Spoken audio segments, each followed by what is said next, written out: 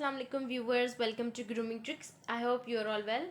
Viewers, आज हम cash book के बारे में स्टडी करेंगे कि किस तरह की बुक होती है और उसमें किस तरह की ट्रांजेक्शन्स जो है वो रिकॉर्ड की जाती हैं। स्टार्ट करते हैं जी कैश बुक की डेफिनेशन से। The book in which all cash transactions are recorded is called a cash book. एक ऐसी बुक जिसमें कैश से रिलेटेड हर तरह की ट्रांजैक्शन रिकॉर्ड की जाती है, उसको कैश बुक बोलते हैं। इसमें यानी सेल्स हुई है कैश पे, परचेजेस हुई है कैश पे, कैश आपने बैंक में डिपॉजिट करवाया है, कोई भी ऐसी ट्रांजैक्शन जिसमें कैश का वर्ड इन्वॉल्व है वो रिकॉर्ड की जाएगी कैश बुक में। तो देखते हैं हम कि कैश बुक का फॉर्मेट किस तरह से होता है, ये किस तरह से बनाई जाती है। देखिएगा, सबसे पहले ऊपर हमने लिखना होता है नेम ऑफ द पर्सन। जिस शख्स की कैश बुक बनाई जा रही है, जिस शख्स के बिजनेस के लिए कैश बुक बनाई जा रही है, उसका हमने नेम लिखा, cash book, and for the month of, जो भी महीने के एंड पे बनाई जा रही है कैश बुक जिस भी डेट में, तो वो हम लोग लिख देंगे। डेबिट क्रेडिट साइड्स को मेंशन किया। अब हम देखते हैं कि इसमें कॉलम्स कौन कौन से हैं। सबसे पहले है हमारे पास date, detail, VN, LF, rupees. Date, detail, VN, LF, rupees. Viewers देखिए, इसमें अगर आप गौर से देखें इसको, तो ये कैश बुक जो है काफ़ी हद तक सिमिलर है लेजर अकाउंट से, लेकिन इसमें सिर्फ एक चीज़ का इजाफा हुआ है और वो है वीएन का।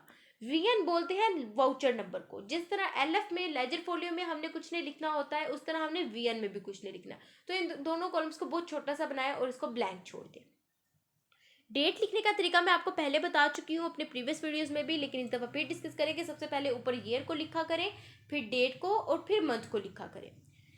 अब हम डिस्कस करते हैं जी कैश बुक की टाइप्स कौन कौन सी होती हैं। सबसे पहले है हमारे पास single column cash book, double column cash book and triple column cash book. तो सिंगल कॉलम कैश बुक क्या होती है और ये किस तरह से बनाई जाती है। अ book which contain only one column of amount for cash is called single column cash book. Single column cash book एक ऐसी कैश बुक होती है जिसमें सिर्फ कैश का अमाउंट का एक ही कॉलम होता है, जिसमें हम कैश को लिखते हैं, कैश के ट्रांजेक्शन को लिखते हैं, जिसमें अमाउंट का एक ही कॉलम होता है, रुपीज़ का एक ही कॉलम होता है, और उसमें हम कैश को लिखते हैं। देखिएगा इसको किस तरह से बनाते हैं।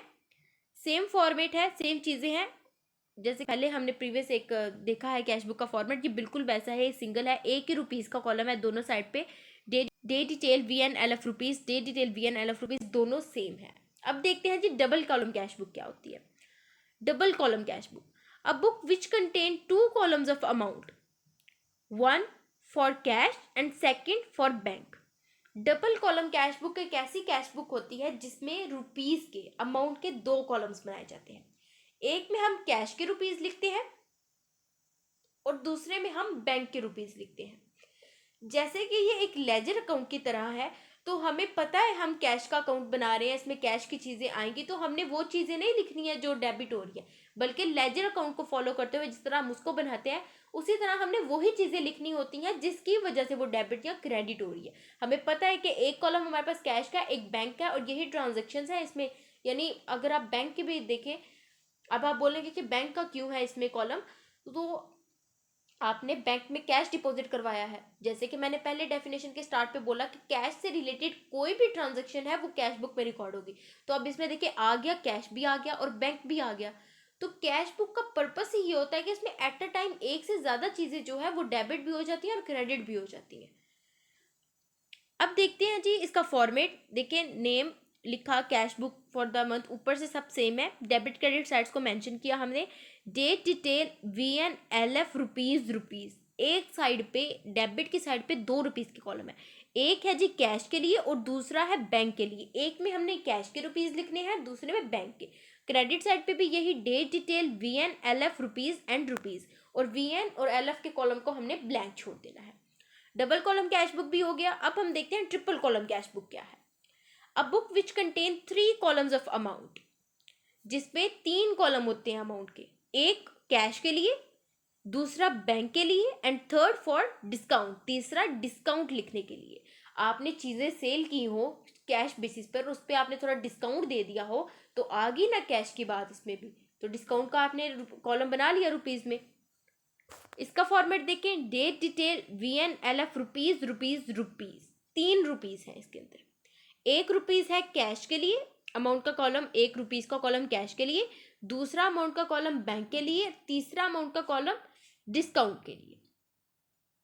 व्यूअर्स, यहाँ पे हम एक एंट्री के बारे में डिस्कस करते हैं जिसको बोलते हैं कॉन्ट्रा एंट्री या combine entry. A Contra entry is recorded when debit and credit affects the same parent account.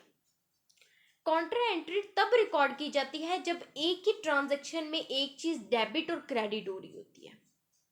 जब एक ही ट्रांजैक्शन में एक चीज डेबिट और एक चीज क्रेडिट हो रही होती है तब हम कॉन्ट्रा एंट्री को रिकॉर्ड करते हैं। यहाँ पे नीचे भी देखें लिखा है these transactions are recorded between cash and bank accounts. और ये ट्रांजेक्शन्स जो है रिकॉर्ड की जाती हैं कैश और बैंक के बीच में। एग्जाम्पल मैं आपको देती हूँ, आपका बैंक में अकाउंट है, आपके पास कुछ कैश था, आपने वो कैश रखवा दिया है बैंक में। अब इसमें आप देखें ज़रा, बैंक का अकाउंट जो है वो डेबिट हो गया है और कैश का अकाउंट हो गया है हमारे पास क्रेडिट। हम अपने डबल कॉलम कैश बुक में चलते हैं तो यहाँ पे देखें, जब जैसे हमारे पास बैंक का अकाउंट डेबिट हुआ है कैश की वजह से, तो डेबिट साइड पे हम लिखेंगे कैश अकाउंट और बैंक वाले कॉलम में, बैंक के रुपीज़ वाले कॉलम में उसकी अमाउंट लिख देंगे, सिंपल। इसी तरह से इसका क्रेडिट एस्पेक्ट भी अब हमने देखना है, कुछ कम भी हुआ है, हमारे पास कॉन्ट्रा एंट्री है तो देखिए बैंक अकाउंट जिस तरह से डेबिट हुआ था क्योंकि बैंक का बैलेंस इंक्रीज हो गया था, इसी तरह कैश अकाउंट क्रेडिट हुआ क्योंकि कैश हमारे पास कम हो गया था, तो क्रेडिट साइड पे जाएंगे और वहां पे लिख देंगे हम बैंक अकाउंट क्योंकि बैंक की वजह से कैश क्रेडिट हुआ है। और कैश वाले कॉलम में हम रुपीज़ लिख देंगे कि कितने पैसे कम हुए हैं, कैश कितना कम हो रहा है, कितना ज़्यादा हो रहा है, वो कैश के कॉलम में लिखते जाना है। और वजूहात हमने लिखनी है लेजर अकाउंट की तरह, वो चीज़ें, वो अकाउंट्स लिखने हैं जिनकी वजह से वो डेबिट या क्रेडिट हो रहे हैं। अब हम एक एग्जांपल लेते हैं जी ट्रिपल कॉलम कैश बुक की। तो देखिए इसमें डिस्काउंट भी है, तो ये किस तरह से आया कि आपने किसी को चीज़ें जो है वो सेल की हैं कैश बेसिस पर, आपकी 10,000 रुपीज़ की गुड्स थी, आपने सेल की हैं और उसके ऊपर आपने 1,000 रुपीज़ का उसको डिस्काउंट दे दिया है। अब आप देखें आपके पास कैश का अकाउंट जो था वो हो गया डेबिट 9,000 रुपीज़ के साथ। डेबिट साइड पे आए, आपने लिख दिया गुड्स अकाउंट, क्योंकि डिटेल में लिख दिया गुड्स अकाउंट क्योंकि गुड्स की वजह से डेबिट हुआ था। गुड्स अकाउंट लिख दिया 9,000 रुपीज़ और अमाउंट लिखनी है कैश वाले कॉलम के क्योंकि कैश इंक्रीज हुआ है। एक एंट्री हमारे पास आ गई कि हमारे पास जो गुड्स हैं वो कम हो गई हैं। और तीसरी बनती है इसके अंदर डिस्काउंट, क्योंकि डिस्काउंट को किस तरह से रिकॉर्ड करना है। तो व्यूअर्स, जब हम डिस्काउंट देते हैं तो हम उसको रिकॉर्ड करते हैं डेबिट साइड पे, और जब डिस्काउंट लेते हैं, रिसीव करते हैं, तो तब हम उसको क्रेडिट साइड पे रिकॉर्ड करते हैं।